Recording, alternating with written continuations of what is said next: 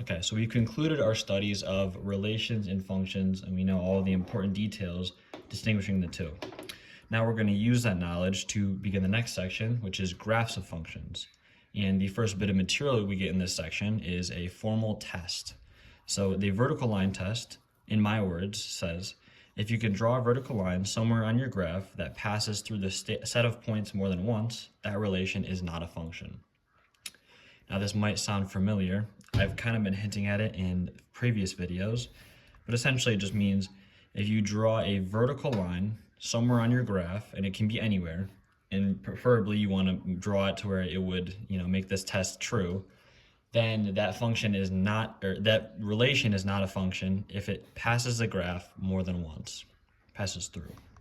And so I have a set of examples to work through these problems and see how that makes sense. So to determine whether the following graphs represent functions or not, we'll start with part A.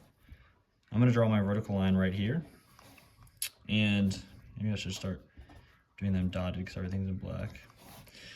But it only passes through one time, right here, wherever that value is. It doesn't matter what the value is because we're just doing the vertical line test for this purpose.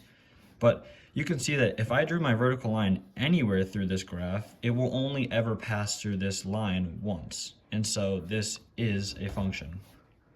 Now moving on, we have graph B. Again, I can draw a vertical line right here. I can draw a vertical line right here, right here.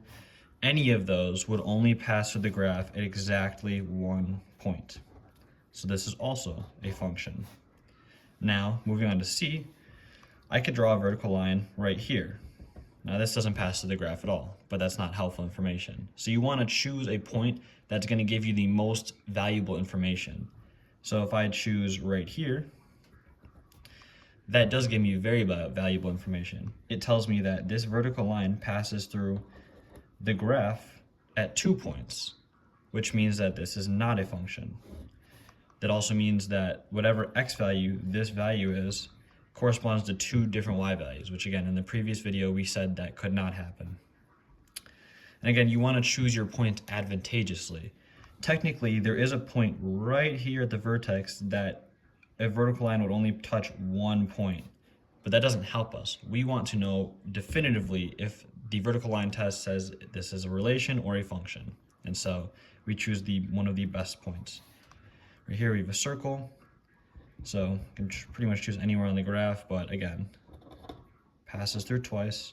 This is not a function. I'm assuming you can guess that this ellipse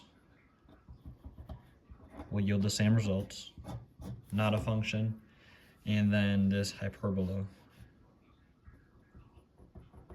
also yields the same results, not a function. So you're not going to see a whole ton of this, but this is a useful tool in distinguishing between whether something is a relation or something is a function graphically. And so this vertical line test is similar to what we've seen before, but it's a very useful tool that I would get you good at using, although it doesn't seem very hard.